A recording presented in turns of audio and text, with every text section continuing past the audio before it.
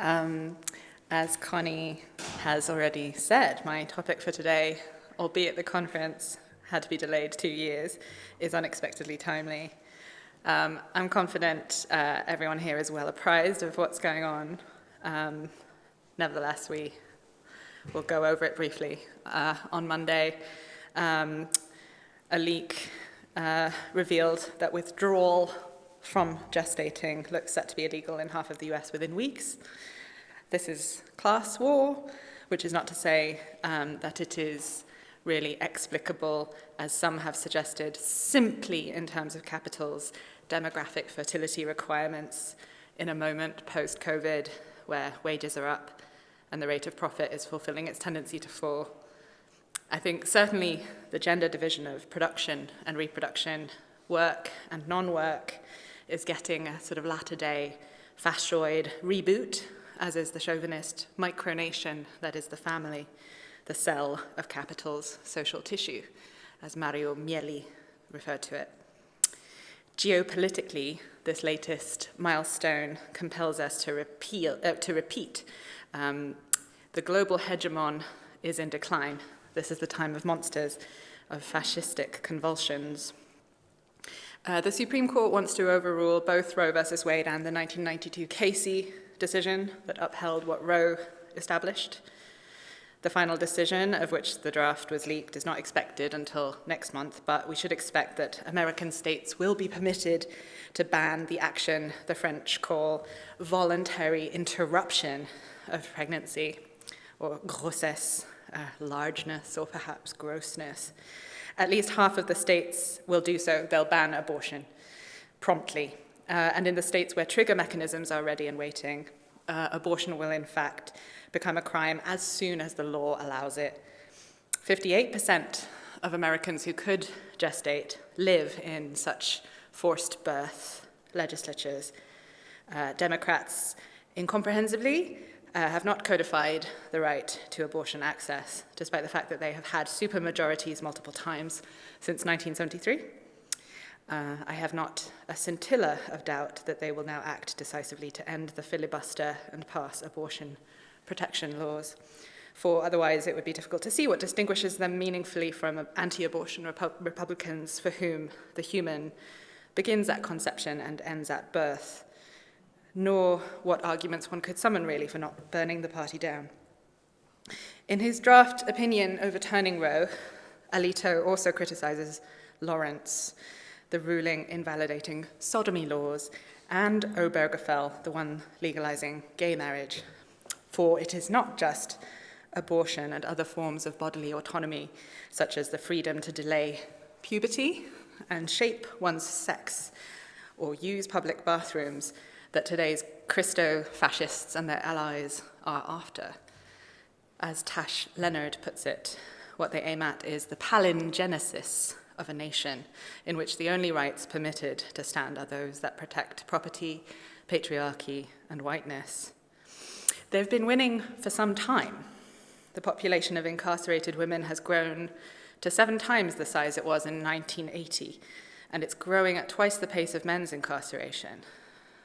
And we are, as reporting by Leonard and others chronicles on the daily, in an era of over-criminalization, and federal and state law enforcement agencies' powers of investigation and surveillance are mushrooming, despite the protestations we hear constantly from the proponents of forced birth, that they don't wish to punish people who have abortions. As Melissa G. Grant says, our criminal legal system has handed willing prosecutors many options for doing just that.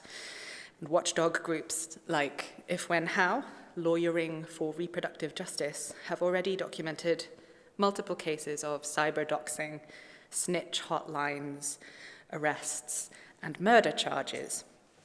Much of the South has been living in a post-Roe reality for years.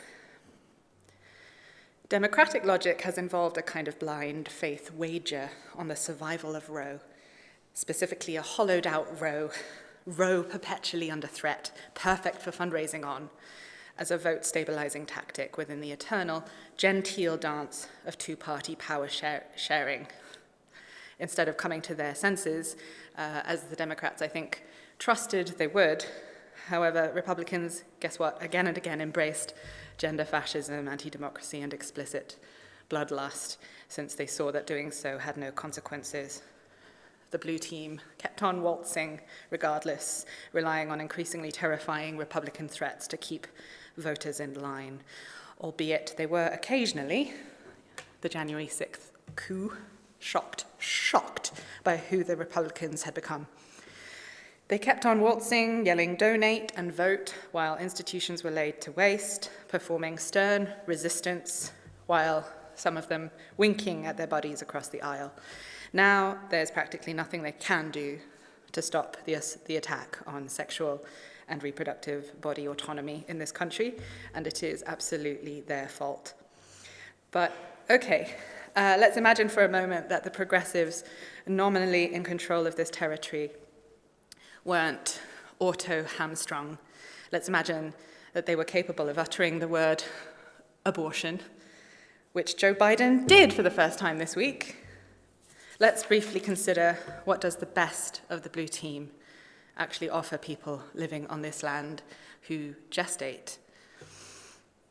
Generally, privacy and choice represent the limits of conceptual and discursive possibility for this nation's gestational politics. An American gestates, and for that matter, aborts on their own dime, and in the privacy of their own sovereign body.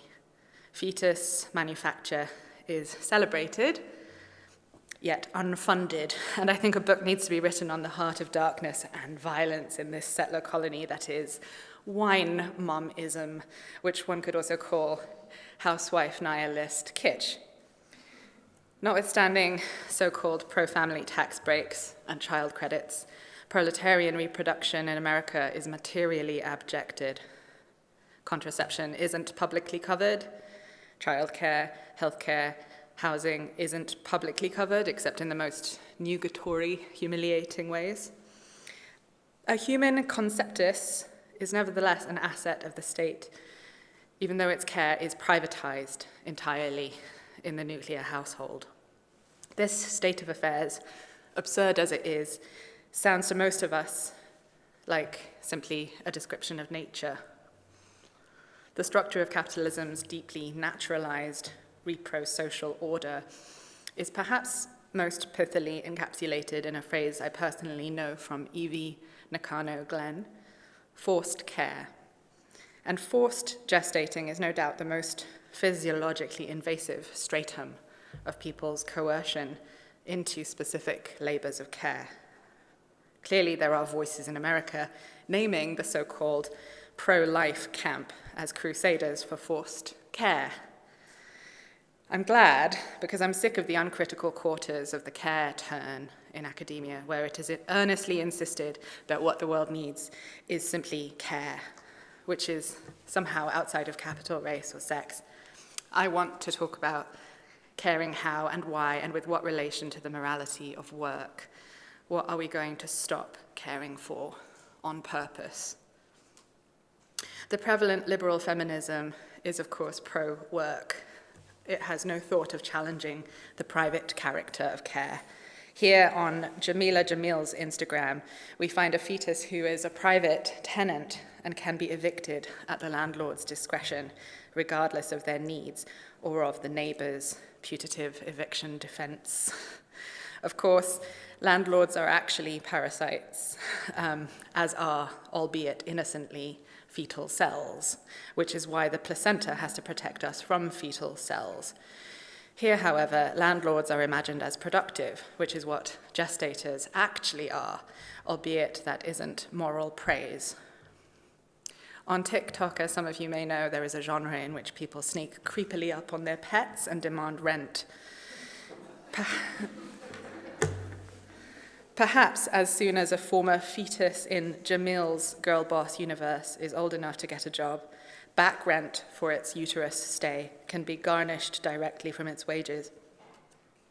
The best I can say about the multiple different flavors of repro-political property in the body narratives, be they libertarian or, on the contrary, as Roz Pachesky famously argued, an invaluable humanist tool in poor and colonized women's struggles. They do have conceptual purchase on reality. I say that because until very recently, as I say, the best that progressivism could dream of when it came to fetus manufacturing stoppages is that such instances should be, to quote Bill and Hillary Clinton, safe, legal, and rare. A successful campaign of refutation and deserved contempt from left feminists has resulted in the scrubbing of safe, legal, and rare in favor of safe and legal, or sometimes safe, legal, and accessible. But the sentiment of the original rare part remains in favor among individual Democratic congresswomen and men. But the effort of movements, which is to say networks that actually come from, serve, and provision low-income, racialized, reproductively oppressed Americans, have brought about a further rhetorical shift. Best practice now in the mainstream pro-choice milieu is to vindicate abortion in the name of human rights on the grounds that it is health care. So we've still got the safety thing, since medicine is about making our flesh as safe as possible to embody. But with the healthcare framing, the idea of legalizing is demoted, since healthcare doesn't usually need legalizing.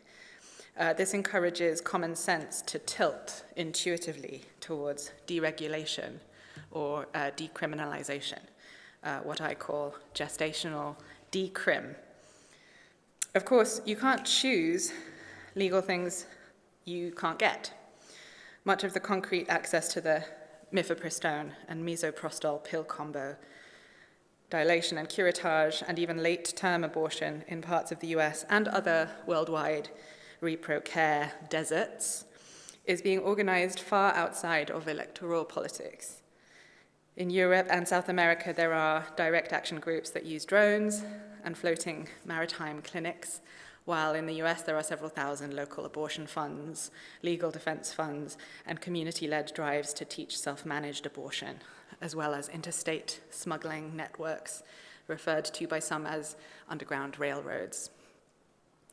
A struggle for reproductive freedom must make clear that our freedom is the enemy, not a version of, the double freedom of capitalism, under whose aegis princesses and paupers alike may buy repro insurance and consume repro healthcare. So let's talk about free. In the respectable middle-class feminist world, it remains wildly utopian, in the wrong sense, to suggest abortion should cost nothing, even though teens with rich parents call abortion fund hotlines all the time. Similarly, notwithstanding the inroads of the Shout Your Abortion campaign, it's still uncommon to hear it insisted that abortions be entirely stigma-free, demedicalized, or distributed on demand, no questions asked. No longer are the pussy hat platoons enacting the Clintonian strategy of explicitly reinforcing the stigma attached to the very thing you're supposedly defending. Nevertheless, the tone of pleading, of apology, lingers. Abortion shouldn't be used as birth control, ladies, let's keep it reasonable, okay? Even though it doesn't involve killing, which it doesn't, but it's inherently sad and difficult and traumatic. Most people who do it are mothers already, you know? Listen, this is not a political issue. Typically, an American gestator is still here, discursively at best a patient, making somber choices in the professional care of her physician, or else an anguished planner of her family's human capital portfolio, ideally a representative of a private household, bolstered in her legitimacy by a husband, and deciding not to reject, but merely to postpone motherhood. So, whereas women's liberationists 50 years ago fought for full gestational decrim, i.e., the repeal of all abortion laws, the best that Planned Parenthood can muster today is regulated legalization. whereas the Wages for Housework Committee said that every miscarriage is a workplace accident, insofar as every place is an alienated gestational workplace under capitalism. There is no guarantee that on a 21st century women's march, one will even see a placard about Medicare for all, or free universal childcare, or paid parental leave. For some time now, in much of my writing, be it film reviews or my forthcoming book, Abolish the Family, or essays about contemporary literary housewives and murder nanny memoirs and TV about commodified housework, I've been seeking to chip through the ice of various anti-utopianisms. I want our collective imaginations to dwell on the question of what, besides the right to make private gestational choices, or the right to healthcare even, gestators might demand. What freedoms might gestators together articulate and seize? Tim kindly mentioned my gestational communism in his introduction, but I don't want to assume familiarity with the main points in my 2019 monograph. This is the new paperback cover, by the way, whose design reflects, I think, Verso Books' slightly belated realization that it's not really a book about the ontological choreography currently referred to as surrogacy, so much as it is a gestator's manifesto. The main arguments: all reproduction is assisted, but we have to learn to act like it. Children are no one's property, which was a favorite point of the Third World's Women's Alliance and various other black feminist movements of the long 60s. Nor are children extensions of anybody's self. The communization of care can be imagined in terms of a dialectic supersession of the concept of surrogacy. The contradictions of the contemporary gestational industry harbor possible openings for an insurrection of the waged and the wageless against housework. Paid or unpaid, human gestational labor is work under capitalism that gestators themselves can seek to redistribute, reorganize, reduce, perhaps even, in a sense, abolish. There are two senses, descriptive and prescriptive, in which the phrase full surrogacy now obtains or is intended to obtain. Firstly, because the geography of planetary capitalist life-making bespeaks a dystopian form of surrogation. Another term for this kind of surrogation is Shelley Colin's one, reproductive stratification. Right now, the bodily labors of the many are insourced, vacuumed up in service of the households and bodies of the few. The utopian form of full surrogacy, when raised as a demand, would entail that we all actualize the already immanent fact that we are the makers of one another, caring for one another as ourselves. My understanding of work abolition in this context is indebted to Kathy Weeks's theorization of feminist subject constitution, for whom, especially in domains like reproduction and care, the horizon of post-work means redistribution first, and only secondarily, perhaps, potentially, elements of partial automation, understanding, however, that much of what passes as tech fixes and as automation is really only outsourcing, a racial labor conjuring trick. I'm going to shift gears for a second. What kind of labor is pregnancy? And what would it mean if it could be partially mechanized? I can't answer this, though I found myself trying ongoingly to ruminate on it.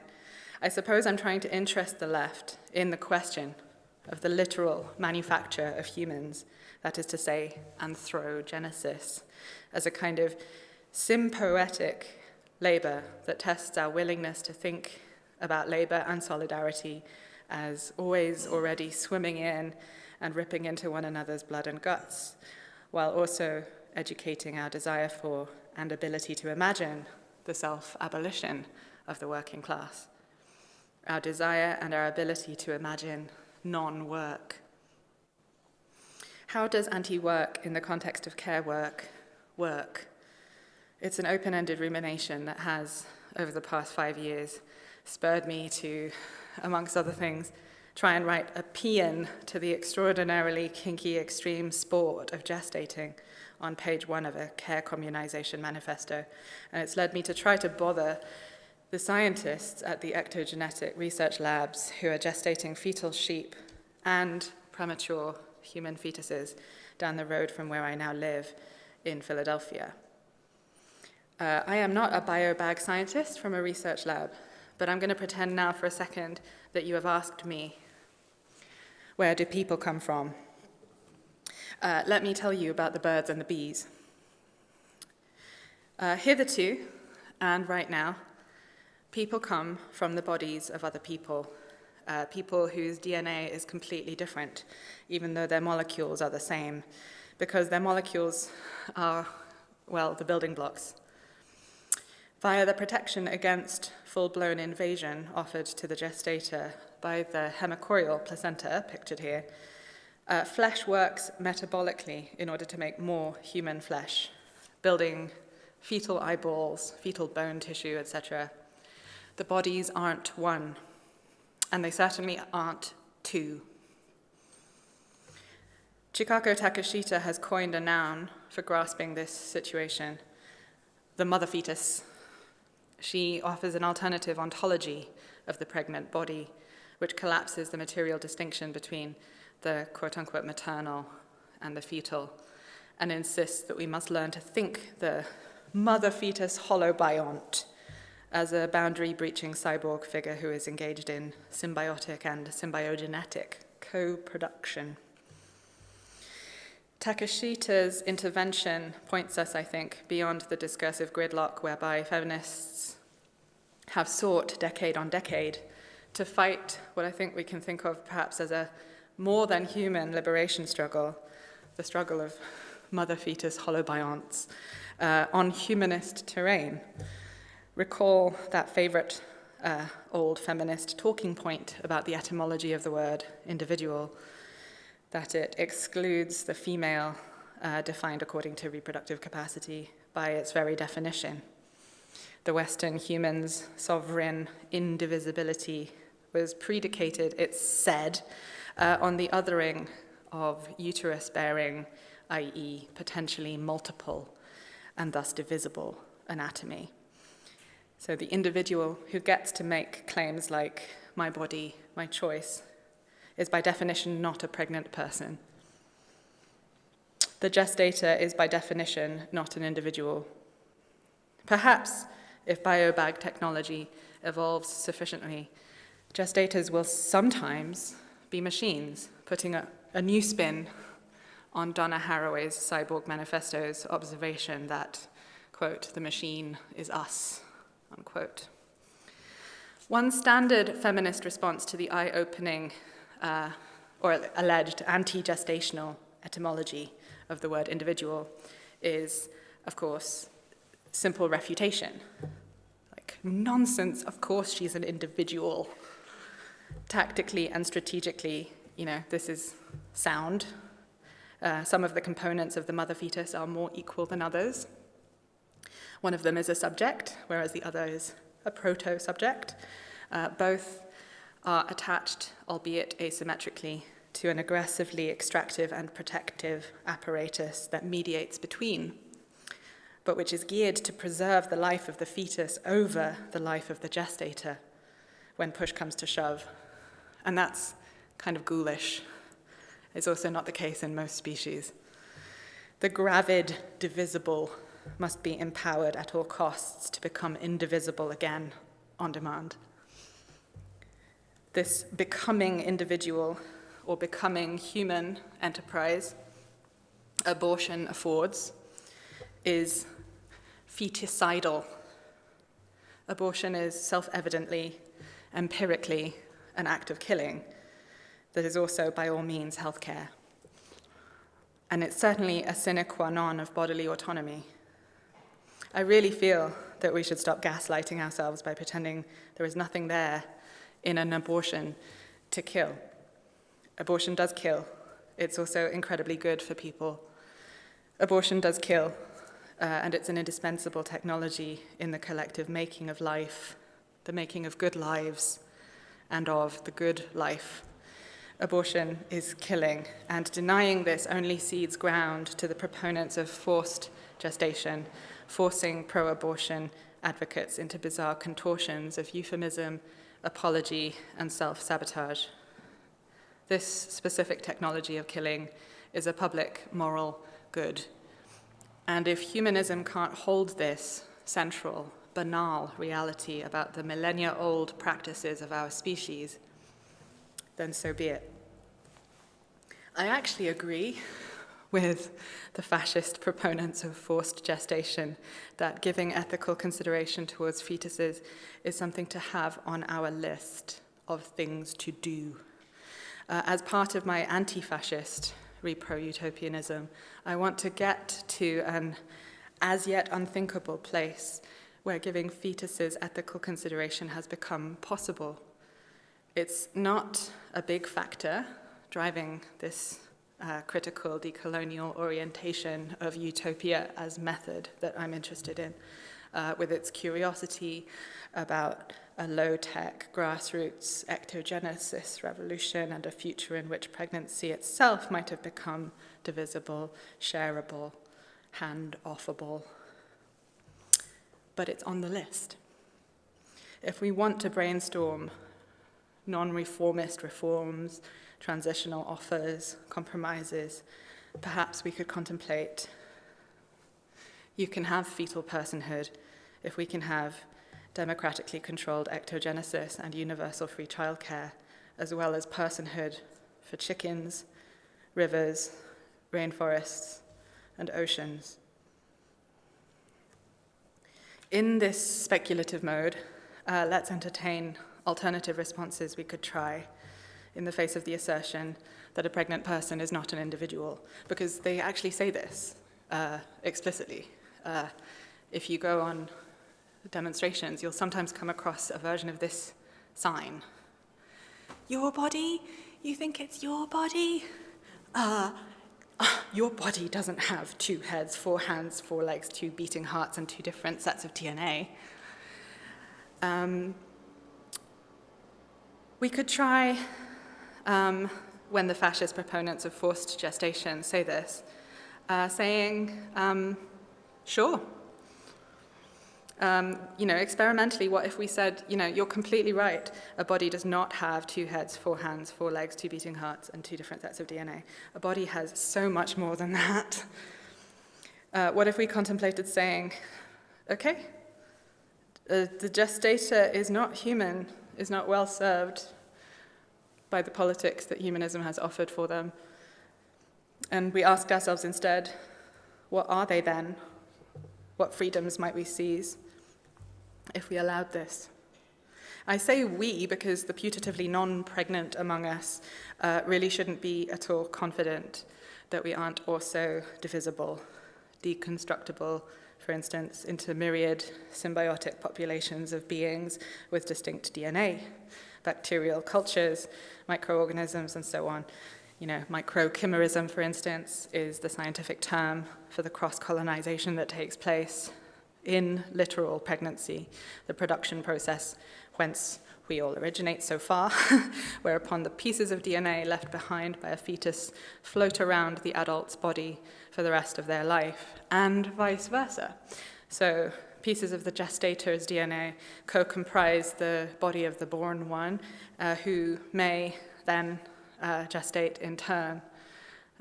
So neonatal humans, once they've emerged from someone's abdomen, are at once drastically helpless, unfinished, and new, and kind of old, historical, already damaged, and riddled with the fumes of history. Oh yeah, microplastics. Fetuses are also full of microplastics. Manufacturing them is transcendently intense, rewarding, enjoyable for many people. It also currently claims 300,000 lives a year and injures millions more. Given this, there can be, as Shulamith Firestone said in The Dialectic of Sex, no obligation placed on uterus havers to perpetuate the species. As Jenny Brown says, unpaid gestators and potential unpaid gestators in the US have not yet realized the power of our bargaining position. Let us, together with our non-female cyborg holobiont comrades, carefully learn to wield collectively the productive and also anti-productive, destructive even, loving and violent, world-making and unmaking, amnio-technical powers of anthrogenesis, which do not end with pregnancy nor begin with it, but extend throughout the web of life, calling on us to consciously manufacture life in particular, which is to say, make and care for some bodies while unmaking others by withdrawing care. Let us learn to speak as yet unknown languages of gestational strike or gestational riot, and to celebrate without recourse to healthcare, necessity, or special pleading the messy, terrible beauty and happiness of refusal and rejection of work, simply on the basis of desire. So that's kind of where I've got to so far. Antiwork Anthrogenesis deromanticizes care and denaturalizes the human by vindicating withdrawal of gestational labor power for any reason and none. Thank you. More of my measured and temperate thoughts are beautifully commodified and available for pre-order at Verso. And since I have no academic job, I am with great dignity hereby holding the collection cap of my Patreon page under your nose.